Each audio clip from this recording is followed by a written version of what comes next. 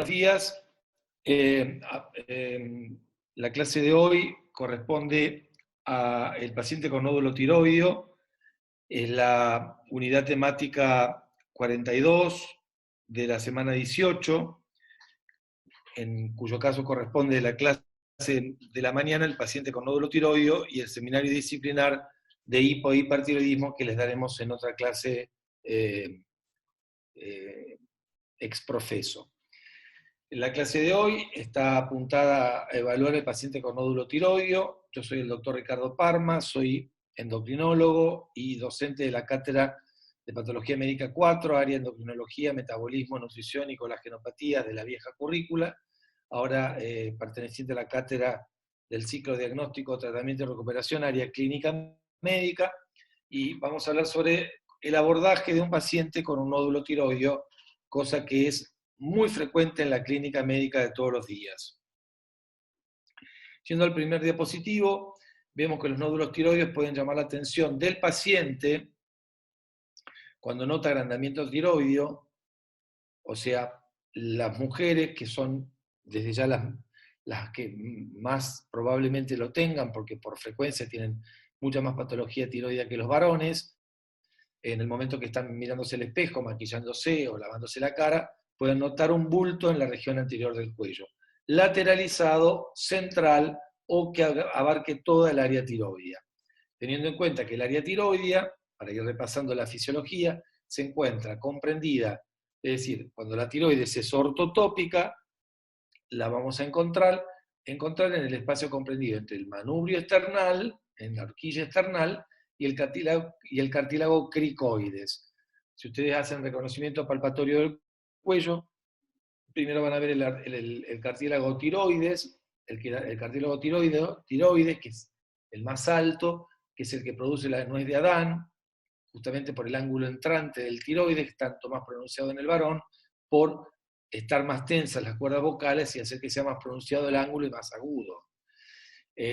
Debajo del cual está el anillo de sello, que llamábamos habitualmente al cartílago cricoides, y entre ese cartílago, el cricoides y el manubrio esternal, se va a encontrar ortotópicamente la glándula tiroides. Pero también el nódulo tiroideo puede llamar la atención del médico a través de un examen clínico de rutina, en un estudio complementario pedido por otra causa, como es un ecodoppler de arterias del cuello, o sea, de vasos del cuello, o un TAC de cuello, o un PET-CT, es decir, un estudio específico para ver algún tipo de secundarismo en una enfermedad neoplásica o con alta tasa metabólica. Bien, las manifestaciones clínicas de los nódulos tiroideos están dados por síntomas de compresión, cosa extraña, dado que para que lo produzcan tienen que ser nódulos de gran tamaño, y en general los nódulos son de no tan gran tamaño, a veces más de uno, pero no de gran tamaño, o signos y síntomas de hipersecreción de hormonas tiroideas. El riesgo de cáncer de tiroides es el gran desafío que tenemos que descartar o tener en cuenta cuando hablamos de un paciente con nódulo tiroideo. Esa es la verdadera importancia clínica. Yendo a la epidemiología tan en boga ahora a partir de la pandemia, Bander y colaboradores en un Atlas de Medicina Interna del 68 describen 15 años de seguimiento de una gran población de Framingham, donde se hizo el estudio también, o a partir del estudio de riesgo cardiovascular, que se hallaron nódulos tiroideos clínicamente evidentes en el 6.4% de mujeres y en el 1.5% de varones. ¿Es esta la frecuencia real de nódulos tiroideos? En otro artículo, ESAT, del año 94, estudian con ecografía 253 individuos entre los 19 y 50 años en un área de Finlandia no endémica de bocio, hallaron nódulos tiroideos en 27% de pacientes, de los cuales 70% eran de menos de 1 centímetro, lo cual, como vamos a ver, tiene un valor especial. El hecho de que la gran mayoría, 70%, sean de menos de 1 centímetro. Tengan en cuenta que Finlandia tiene un sistema de salud absolutamente socializado y los pacientes, la gente, la gente va al mismo servicio de salud, al mismo hospital durante toda su vida, desde que nacen, o sea, desde que son bebés hasta que mueren. Con lo cual ellos pueden hacer muchos estudios epidemiológicos y de todo tipo porque tienen la población cautiva en un solo lugar. Reiners, en un Tairo del 2004, estudia con ecografía a 96.278 pacientes en Alemania, hallando nódulos tiroideos en 32% de las mujeres y 33% de los varones. Mortensen, en un estudio publicado en el Journal Clinical Endocrinology and Metabolism del año 55 en autopsia, describe nódulos tiroideos en el 20 a 48% de pacientes. Esto, a pesar de lo antiguo del trabajo, sigue siendo cierto. Hay un número importante de pacientes con nódulos tiroideos que nunca fueron diagnosticados en vida y se diagnostican en necropsias de pacientes que mueren por cualquier otra causa. Esto no es para que no le demos ningún tipo de importancia ni estudiemos a ningún paciente con nódulos tiroideos, pero sí para saber que el curso de los nódulos tiroideos, por ejemplo, en la patología más temible, que es el cáncer de tiroides, es sumamente lento. Entonces, como resumen final de los estudios epidemiológicos, podemos decir que el nódulo de tiroides es muy frecuente. Werk, en un artículo publicado en el Archivo de Medicina Interna del 84, realizó un seguimiento a 3 años en un hospital de 480 camas de Carolina del Norte para evaluar frecuencia de cáncer de tiroides en pacientes operados de nódulos solitarios sin punción aspiración con aguja fina previa, que después vamos a ver que es el estudio mandatorio para este tipo de pacientes. 480 pacientes evaluados por cáncer de tiroides, operados por nódulos solitarios sin PAF previa. La frecuencia de cáncer fue del 6.5%, claramente bajísima, porque los pacientes no fueron seleccionados para cirugía. Y el mejor método, digamos, conocido e implementado desde hace por lo menos 20 años, 30 también, para seleccionar un paciente para enviar a cirugía, es la punción aspiración con aguja fina de la tiroides y la citología tiroidea. Belfiore, en un acta endocrinológica de Copenhague del año 89, evaluó 2.327 pacientes con nódulos solitarios fríos con PAF, y se seleccionaron 391, casi 400 para cirugía. La frecuencia del cáncer fue del 28%. Claramente, para aquel entonces todavía no teníamos ajustado la evaluación citológica que hoy tenemos para seleccionar correctamente a quién debe ser operado. Por tanto, epidemiológicamente podemos decir que la frecuencia de cáncer es baja, pero que el nódulo de tiroides es muy frecuente. ¿Qué paciente, por tanto, merece ser estudiado y cuál es la forma más adecuada para hacerlo? Empecemos con un caso clínico. Se trata de una paciente del sexo femenino de 50 años que como motivo de consulta nos dice que tiene un tumor en la región anterior del cuello, baja, de aparición reciente, o por lo menos nos marca un bulto en la región anterior baja del cuello de aparición reciente, niega síntomas de compresión, dolor o manifestaciones de disfunción tiroidea. Si no hay síntomas compresivos, no hay alteraciones deglutorias ni respiratorias. Tampoco hay dolor, ni tampoco signos clínicos, cuadro clínico, signos, sintomatología de hiper o de hipofunción tiroidea. Cosa que vamos a ver en la otra clase. Como antecedentes, niega exposición a radiaciones o enfermedad tiroidea familiar previa. En el examen físico hay un nódulo en el lóbulo derecho de la glándula tiroides de aproximadamente 1,5 centímetros por 1, sin adenopatías regionales palpables. ¿Cuáles son las causas de nódulo tiroideo único? ¿Y cuál es la población de riesgo para cáncer de tiroides? ¿Qué exámenes de laboratorio deberíamos solicitar para iniciar el estudio de un nódulo tiroideo? Bien. En los pacientes con nódulo tiroideo, la incidencia de cáncer es alta en varios grupos.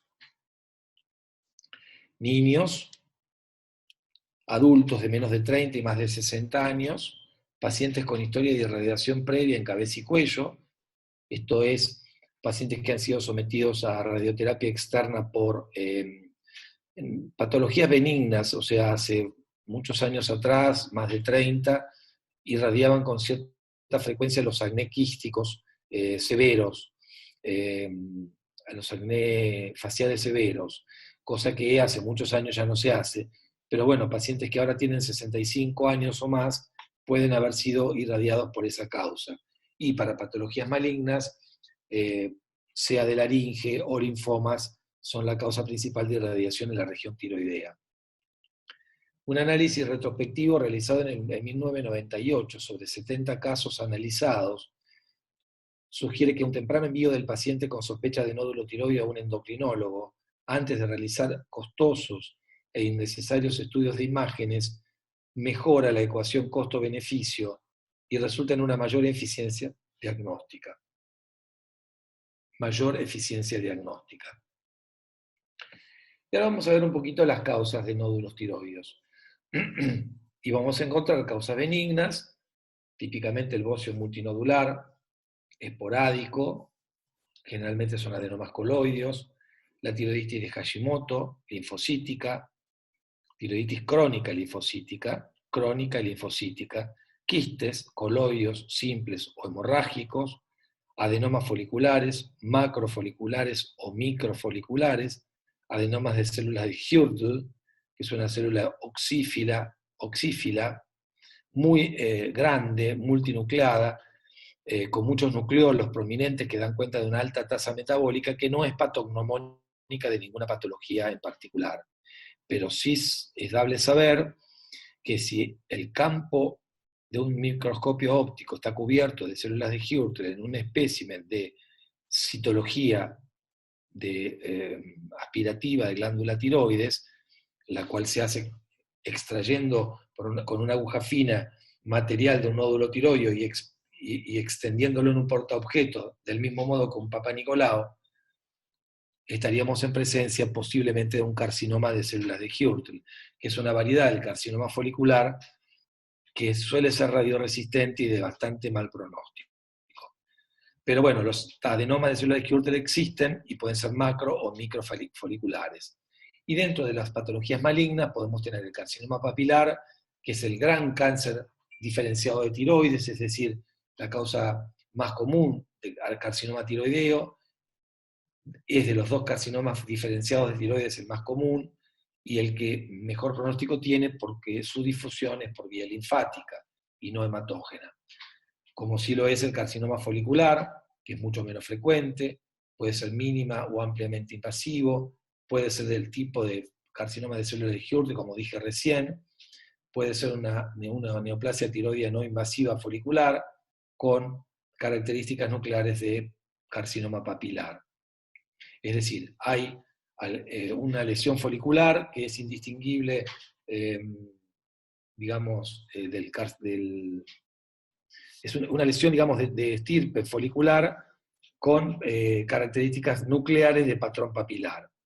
El carcinoma medular, que es el carcinoma de tiroides semidiferenciado, se lo clasifica como semidiferenciado, y el carcinoma anaplástico, que es francamente indiferenciado y que es propio de la tercera edad, del paciente añoso, y tiene un muy mal pronóstico.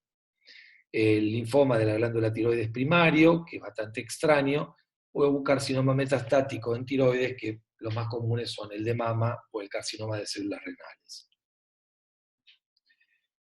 El diagnóstico, no hay acuerdo sobre cuál de los métodos disponibles para la evaluación de los pacientes con nódulo tiroideo tiene una mejor relación costo-efectividad, pero sí han ocurrido dos importantes avances en los últimos años que plantean dicha disyuntiva. Hace por lo menos 20 años o 30 que tenemos estos dos elementos. 20 años.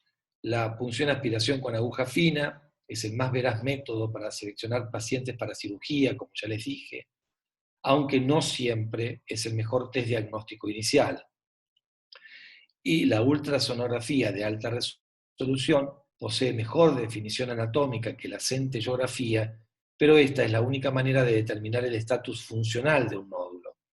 la ecografía tampoco es en términos costo-beneficio el test inicial ideal, pero claramente es el que da mejores datos, siempre teniendo en cuenta que poniéndolo a la par de la centellografía, la ecografía solo nos va a dar información anatómica y la centellografía nos puede dar información anatómica y funcional, por lo cual se transforman en estudios complementarios, dan información complementaria.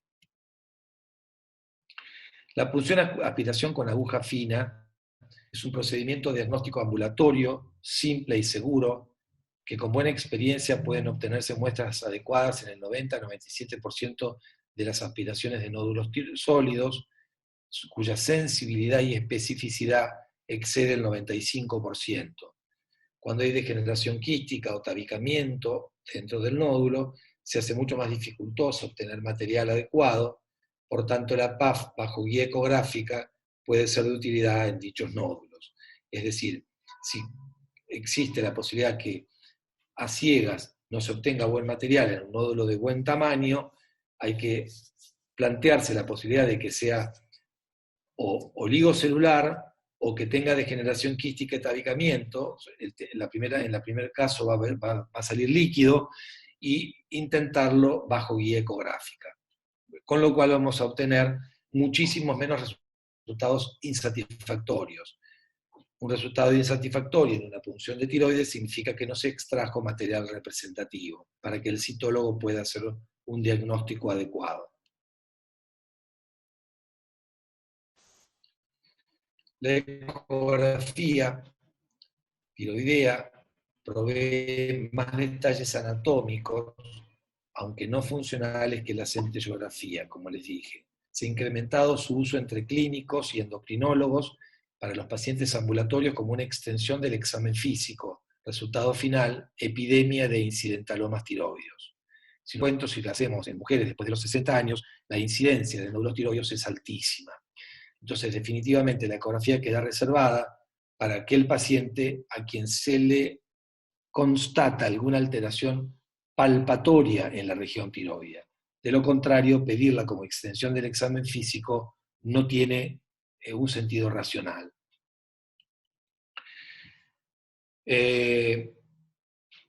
Bien. La ecografía en general se puede decir que los nódulos de menos de 10 milímetros, por eso hablaba de eso en el estudio anterior, donde encontrábamos que la mayoría de los nódulos eran menores de 10 milímetros, es un punto de corte que por otra parte son raramente palpables cuando tienen menos de 10 milímetros, a menos que estén en un plano anterior. Ustedes piensen que la tiroides es una glándula de 20-25 gramos normalmente, muy pequeña, que lógicamente tiene un diámetro anteroposterior, que hará que el nódulo tiroideo sea tanto más palpable cuanto más anterior dentro de ese espesor tenga. Si el nódulo es muy pequeño y está en un plano posterior, es difícilmente posible de detectar con el pulpejo de los dedos. Yo no recomiendo la palpación tiroidea por detrás, hay quienes lo hacen, en ese caso hay que palpar con los pulpejos de los pulgares, porque es imposible palpar con los otros dedos desde atrás. Desde adelante uno puede palpar con los pulgares y con el resto de los dedos, y es mucho más fidedigna la maniobra, porque uno puede ver la excursión de glutoria de la masa tiroidea, y cuando uno ve un nódulo tiroideo, o mejor dicho, un bulto en la región tiroidea, que el hecho de que excursione deglutoriamente certifica que se trata de algo tiroideo, y puede palpar con todo el pulpejo de los dedos pulgares. Yo dije al revés, cuando uno palpa por detrás, palpa con el resto de los dedos, y el pulgar tiene, además de tener más superficie palpatoria, tiene mucha sensibilidad, y hay una clasificación de bocio endémico que lo hace comparando el pulpejo del pulgar del examinador. Por tanto, yo recomiendo intentar palpar por delante, es realmente mucho más fácil. Entonces, los nódulos de menos de 10 milímetros no son clínicamente importantes, solo deberían ser seguidos a intervalos y estudiados con otros métodos como PAF. Si cambian, aumentan de tamaño, se vuelven palpables, o hay factores de riesgo como irradiación de cuello en la infancia. Muchos expertos proponen solo el examen periódico de cuello para pacientes con incidentalomas tiroideos, es decir, nódulos que no han sido buscados por alguna expresión clínica o palpatoria, sino por haber sido hallados incidentalmente en un estudio donde se iba a valorar otra cosa. La centellografía es el estudio ideal para evaluar la característica funcional de un nódulo y así poder distinguir entre nódulos fríos y calientes, los primeros de los cuales deberían ser evaluados por PAF.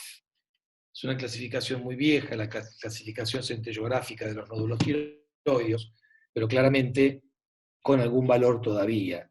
Si un nódulo es frío, tiene dos alternativas: o no está constituido por células, sino por líquido y es un quiste, que es lo más probable, o si es un nódulo sólido y no capta yodo, tiene alta chance de ser un nódulo maligno porque no tiene buena organificación de yodo y por tanto eso denota desdiferenciación del tejido.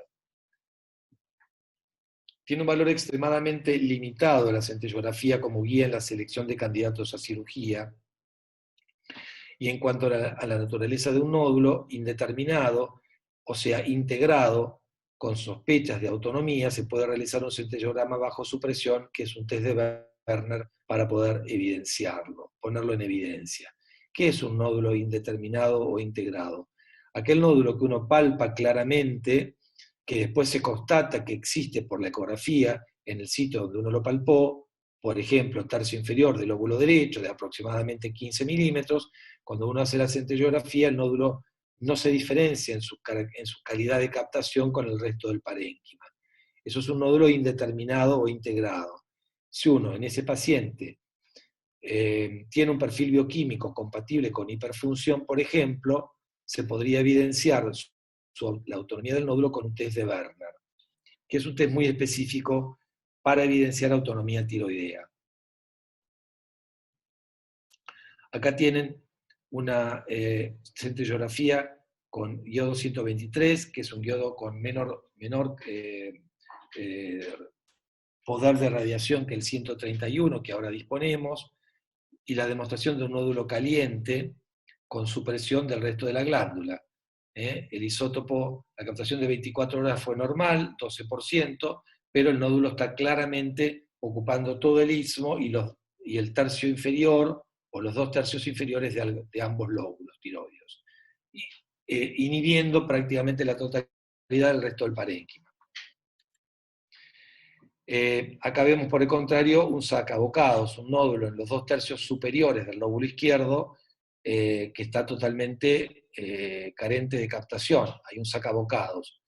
Demuestra la típica apariencia de un nódulo grande, de 3,5 centímetros, hipofuncionante, frío, que digamos, se diferencia completamente de la captación normal del resto de la glándula.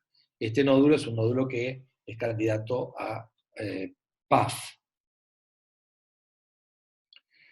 El centellograma, el test de supresión del que hablaba, se puede realizar dando 2 microgramos por kilo de T4 por 10 días, pero hay que asumir que tiene riesgo en pacientes añosos o con patología cardiovascular.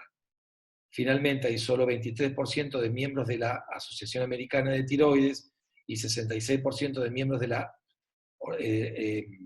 European Thyroid Association, Asociación Europea de Tiroides, que usan el centellograma tiroideo en forma rutinaria en la evaluación de pacientes con nódulos tiroideos. Creo que es fundamentalmente un estudio que queda reservado para pacientes con cuadro de hiperfunción tiroidea. Lo que hacemos con el test de Werner, cuando el nódulo es integrado y su captación no se diferencia en el centellograma del resto de la glándula, pero el paciente tiene clínica y bioquímica para hiperfunción, es dar hormona tiroidea para inhibir la poca TSH circulante que hay por feedback negativo, y de esa manera hacer que el resto del parénquima de la glándula normal quede exangüe de su hormona trófica. Ya sabemos que la TSH es trófica sobre la glándula, aumenta el tamaño y función de la célula tiroidea. Eso hace que el resto de la glándula no produzca hormona, no capte yodo y solo marque el tejido autónomo patológico del nódulo. Acá tenemos un centellograma por supresión con iodo 123 que pone en evidencia un nódulo caliente que inhibe prácticamente la totalidad del resto de la glándula en los 2 tercios inferiores del lóbulo derecho. ¿Qué estudio se pediría si la TSH resultara normal? TSH. La hormona tirotrófica es la hormona que regula el funcionamiento tiroideo, ya que pegándose al receptor en el tirocito, en la célula tiroidea, aumenta el tamaño y la función de la célula tiroidea. El rango normal para las concentraciones séricas de TSH es amplio, va de 0,5 a 4,2 miliunidades por litro, según el método empleado. Pero cada persona tiene su set point endógeno, que es su concentración óptima, y lo mismo ocurre con T4 libre. Por tanto, con pequeñas caídas, aún dentro del rango de normalidad del método de esta última, de T4 libre, hay apreciables elevaciones de TSH, siempre asumiendo que la función hipotálamo-hipofisaria sea normal. Esta elevación, este sensor, que es el tirotropo hipofisario, es proporcionalmente mayor que la declinación de T4 libre. Por eso, en los primeros periodos de la disfunción tiroidea primaria, cuando la tiroides entra a producir menos cantidad de hormona tiroidea, T4 y DT3, por feedback positivo, la TSH se desencadena, esto rápidamente, cuando todavía la glándula tiene reserva para responder, hace aumentar la producción de T4 tiroidea, y el paciente llega a la clínica prácticamente asintomático y con un laboratorio que solo denota aumento de TSH con hormonas periféricas T4 y T3 normales. Cuadro que se lo denomina hipotiroidismo subclínico. Cuando la TSH está en más de 10, empiezan a caer T4 y T3, porque la glándula claudica y la hipertirotrofinemia ya no permite, porque no hay más reserva, que la glándula produzca más hormona periférica. Siempre teniendo en cuenta que la glándula produce fundamentalmente T4 y no tanta T3, es decir, la relación entre T4 y T3 es de 8 a 2. La gran producción de T3 es de producción extratiroidea, por monodeiodinación periférica de T4 a T3, sacándole una molécula de iodo en cada uno de los tejidos donde va a ser utilizada. Por tanto, hay que interpretar la T4 como una hormona, como una prohormona que está circulando unida a TBG, a la proteína transportadora, a la globulina, ligadora de tiroxina, y que la hormona biológicamente activa es la T3, que es el producto de la deiodinación periférica de T4 a T3. La glándula tiroides produce el 20% de la T3 circulante y el 80% restante es de origen extratiroideo periférico. El desarrollo de test sensibles para TSH hace innecesario el uso del test de TRH para el diagnóstico de hipotiroidismo primario. En los hipotiroidismos secundarios o terciarios, la secreción de TSH es deficitaria. Por tanto, los síntomas y el valor de la T4 son los apoyos diagnósticos fundamentales. El test de TRH no es confiable en la diferenciación entre enfermedad hipotalámica o hipofisaria, y la mejor forma de distinguirlos es con estudios imagenológicos de la región celar y supracelar. De modo que cuando nosotros tenemos lo que llamamos en endocrinología secreción inapropiada de TSH, es decir, aquel paciente que teniendo T4 y T3 bastante caídas, bastante bajas, tienen TSH mensurables o inclusive de normales a bajas, lo que tenemos que pensar es que el hipotiroidismo no es de origen tiroideo, sino hipofisario o hipotalámico, o sea que no es primario, sino secundario o terciario. Allí es mandatorio evaluar la totalidad de la función hipofisaria. Obviamente el paciente con hipotiroidismo central se le debe evaluar el resto de las funciones hipofisarias, y sobre todo la función somatotrópica en niños. Sabemos que en los niños es necesario un tenor normal de tiroxina para que haya un crecimiento normal, pero la hormona que regula fundamentalmente el crecimiento es la hormona de crecimiento o somatotrofina. Generalmente, digamos, en pacientes que tienen alteración de más de una función hipofisaria, están hipotiroideos luego de haber tenido signos de hipofunción gonadal, es decir, de disfunción gonadal, por alteración de las gonadotrofinas hipofisarias. Y acá un algoritmo para un paciente con nódulo tiroideo. Le pedimos TSH, si la TSH es normal, pedimos una biopsia con aguja fina. Si resultara en el 5% de los casos va a resultar maligna, el paciente va a ir a cirugía. Ahora vamos a ver los resultados que pueden dar la citología tiroidea. Si la citología es indeterminada, un 10% de los casos, irá a scan con radioisótopos, es decir, a una centellografía. Y si el resultado es benigno, 70%, se observará periódicamente, generalmente en forma anual, de acuerdo a la imagen ecográfica, con ecografía anual periódica. Si el radioisótopo, el scan con radioisótopo da que el nódulo es frío, el paciente seguramente será sometido a PAF e irá a cirugía. Si es indeterminado, habrá un test de supresión, como yo les expliqué, y si el nódulo es caliente, es muy raro que se trate de un cáncer.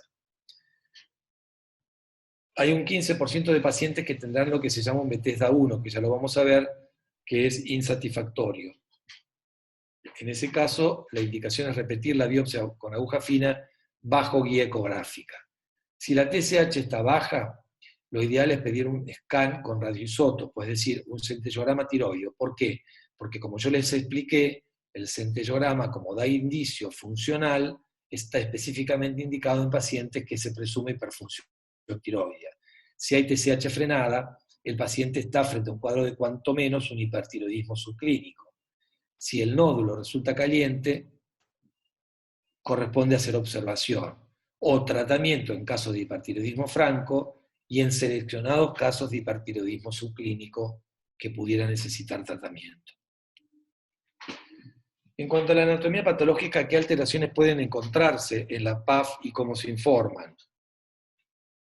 Fíjense que esta es la clasificación de Bethesda en 6 clases. Bethesda 1 tiene un diagnóstico citológico insatisfactorio. En realidad es porque el paciente tuvo poco material, entonces el patólogo no tiene elementos suficientes para poder dar su opinión. Es el 5 a 10% de los casos, como dijimos. El grado 2 de Bethesda es benigno, ocurre en el 0 a 3% de casos, y eso ocurre sobre todo en servicios donde las pacientes son enviados a biopsia con un criterio ecográfico sospechoso, por eso es tan bajo. Si uno manda pacientes a punzar con criterio ecográfico sospechoso, va a encontrar muy baja malignidad, muy bajo porcentaje de benignidad en las citologías tiroideas.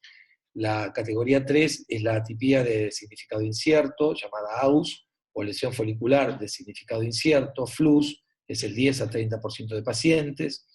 La categoría 4 es una neoplasia folicular o sospechosa de neoplasia folicular, que tiene alta probabilidad de ser un carcinoma folicular, 25 a 40% de los casos. La categoría 5 es sospechoso de malignidad, 50 a 75% de los casos tienen cáncer tiroideo, y finalmente en la categoría 6, el paciente tiene una lesión citológica maligna y tiene un 97 a 99% de probabilidades de tener un cáncer. Bueno, acá ven lo que se puede ver anatomopatológicamente en cada tipo de los que acabo de describir. Es simplemente para que lo tengan y lo miren, es muy específico. ¿Qué estudio pediría si la TSH resultara baja? ¿Qué estudio pediríamos? Cuando tenemos TSH baja, ¿qué variantes hay?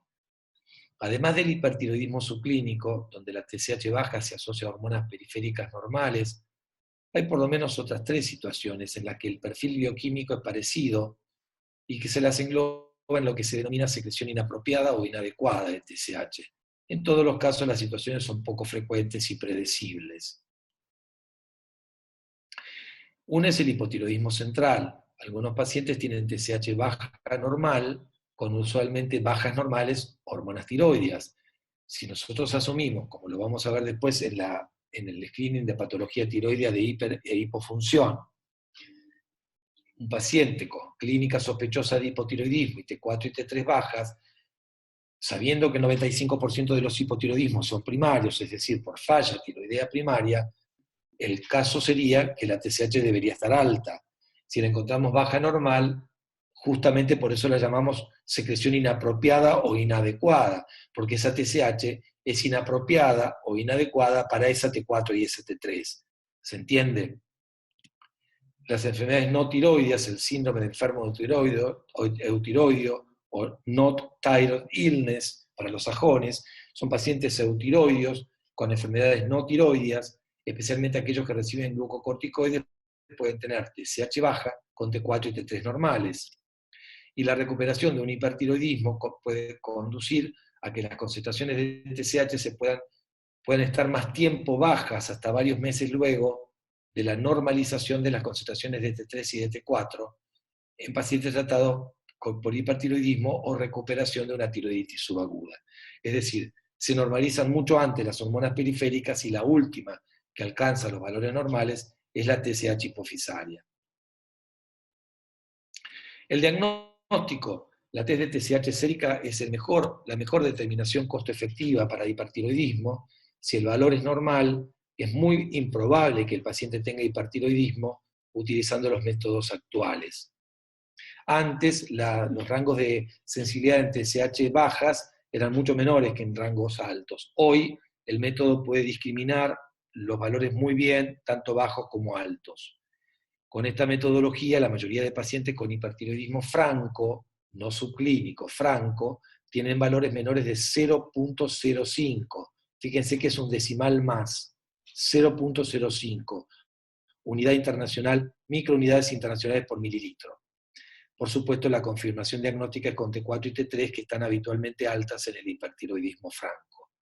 Recuerden que si nosotros tenemos que economizar métodos diagnósticos, si presumimos una hipofunción tiroidea, conviene más pedir T4 y TSH, y si presumimos una hiperfunción, conviene más pedir T3 y TSH.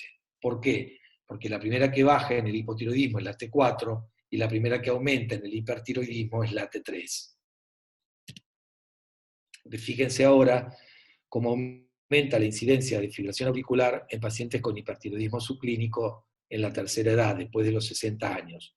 Incidencia acumulativa de fibrilación auricular en sujetos por encima de los 60 años, acorde al nivel de supresión de la TSH. Fíjense que cuando la TSH está en igual o menos de 0,1, hay hasta un 30% de riesgo de fibrilación auricular de novo. Esto baja a mucho menos, a cerca del 20%, cuando la supresión está entre 0,1 y 0,4, y cuando la TSH está igual o por debajo de 0,5, la incidencia, igual o mayor a 0,5, la incidencia es mucho menor. Si hacemos un juego algorítmico diagnóstico con TSH y anticuerpos TPO, vemos que solicitándolos ambos en la evaluación de nódulos tiroideos, si la TSH es baja y los TPO, el anticuerpo anti-TPO, que es la fracción específica del anticuerpo microsomal, que lo vamos a ver después en la clase de patología tiroidea con alteración de la función, indica hipertiroidismo franco o subclínico. Cuando la TSH es baja y el TPO es negativo, estamos hablando de un hipertiroidismo franco o subclínico, el nódulo es probablemente hiperfuncionante. El próximo paso lógico sería realizar un centellograma para poner en evidencia la captación o hipercaptación del área nodular. Por el contrario, si la TSH es alta y los TPO son positivos, esto sugiere una tiroiditis autoinmune. Podría tratarse de nódulos linfoides propios de la entidad. Un rápido incremento de tamaño nodular en estos casos obliga a realizar una PAF, sobre todo si el paciente está tomando levotiroxina oral, ya que la asociación entre tiroiditis y cáncer es bien conocida. Pero nos podríamos quedar tranquilos si la TSH es alta y el TPO es positivo, porque si el nódulo adquiere aspecto pseudonodular, cosa que suele informar el ecografista, podríamos prácticamente descartar la presencia de malignidad. ¿Cuál es la utilidad del centellograma y de la ecografía en el estudio del nódulo tiroideo? Fíjense aquí, yo no voy a leer toda esta diapositiva porque es muy específica para ustedes, pero claramente hay patentes sonográficas que estiman riesgo de malignidad en pacientes a los cuales después se le hace, o en los cuales puede recomendarse la biopsia con aguja fina. Y para que a ustedes les quede claro, básicamente los elementos imagenológicos de riesgo en la ecografía son los bordes irregulares, fundamentalmente, el tamaño mayor de 10 milímetros, la presencia de microcalcificaciones internas, sobre todo cuando son más altas que anchas, el hecho de que haya pequeño tejido blando extrusivo y que haya evidencia de extensión extratiroidea, o sea que exceda los límites de la lesión. Por otro lado, otro elemento de mal pronóstico suele ser la intensa vascularización intranodular, sobre todo si la lesión es de tipo vegetante, es decir, un nódulo mixto con un área quística y una zona sólida vegetante que está irrigada por un vaso en particular. Esos son nódulos de alta sospecha de cáncer. Entonces, cuando tenemos un nódulo tiroideo, hacemos ecografía tiroidea. Si tiene una alta sospecha por patente ecográfica y tiene más de 1 centímetro, hacer una biopsia. Si tiene intermedia sospecha, podemos hacer la biopsia si tiene más de 1 centímetro, pero no si tiene menos. Y si tiene baja sospecha, hacer la biopsia si tiene más de 1,5 centímetros. Si tiene muy baja sospecha, biopsiar recién después de los 2 centímetros, y si la patente es benigna, la biopsia no es requerida y solo se hace control imagenológico periódico. Si la citología de Bethesda en el paciente que se le hizo la biopsia es no diagnóstica, o sea, tipo 1, se repite bajo pantalla ecográfica. Si es benigna, tipo 2, el paciente se controla porque no tiene nada maligno. Si tiene una lesión de tipo 3, se recomienda cirugía de acuerdo al caso, de las características clínicas y eventualmente algunos test inmunocitoquímicos que no corresponde que ustedes conozcan, que son paneos de oncogenes, varios de los cuales están a disposición, pero con un alto costo. Y si por supuesto la patología citológica grado 5 o 6 de Bethesda, el paciente va a cirugía porque tiene un nódulo maligno hasta que se demuestre lo contrario. ¿Cuál sería la conducta frente al incidentaloma de tiroides? Bueno, ¿cómo se evalúa un paciente con un nódulo tiroideo? Incidental, se pide TSH, si la TSH es normal, bueno, lo que dijimos anteriormente, si la TSH es normal, ver qué criterios sonográficos o ultrasonográficos cumple el paciente para hacer o no biopsia con aguja fina. Si es baja, hacer un scan para medir T4 y T3, T4 libre y T3, y hacer un scan. Si el nódulo es no funcionante, practicar una biopsia. Si el nódulo es funcionante, con T4 y T3 normal, estamos frente a un hipersubclínico. Si el nódulo es funcionante, pero con T4 y T3 altos, estamos frente a un hipertiroidismo franco, y hay que tratarlo como tal. Bueno, esto es repetir lo mismo, y esto es también un algoritmo similar que resume todo lo anterior. Empezando por la centellografía, si empezamos a evaluar el paciente por centellografía primero y encontramos que el nódulo es caliente, hacemos tratamiento directamente. Si no funciona lo frío, hacemos biopsia. Y si es indeterminado, hay que realizar el test de supresión de Werner. Finalmente, el algoritmo más conveniente es comenzar con la punción aspiración con aguja fina, ya que los estudios costo-beneficio dan los mejores resultados. Sin embargo, hay 2 importantes excepciones en las que se debería realizar el centellograma previo. Si la TSH es baja, porque es altamente probable que haya autonomía, hiperfunción, y si la tiroiditis de Hashimoto es una sospecha, la centellografía puede mostrar que el nódulo palpable corresponde a un lóbulo íntegro y la biopsia no está indicada en estos casos.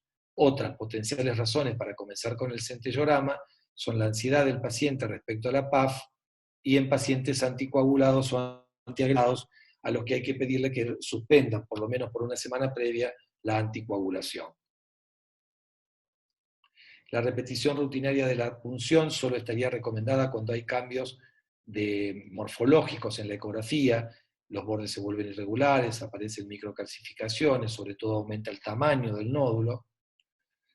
Y hay varios estudios que avalan el screening ecográfico en pacientes con historia de irradiación en cuello en la infancia, por la alta tasa de nódulos aún clínicamente indetectables, de tamaño diverso, y luego se seguirá el mismo algoritmo del estudio de cualquier paciente con nódulo tiroideo. Muchas gracias.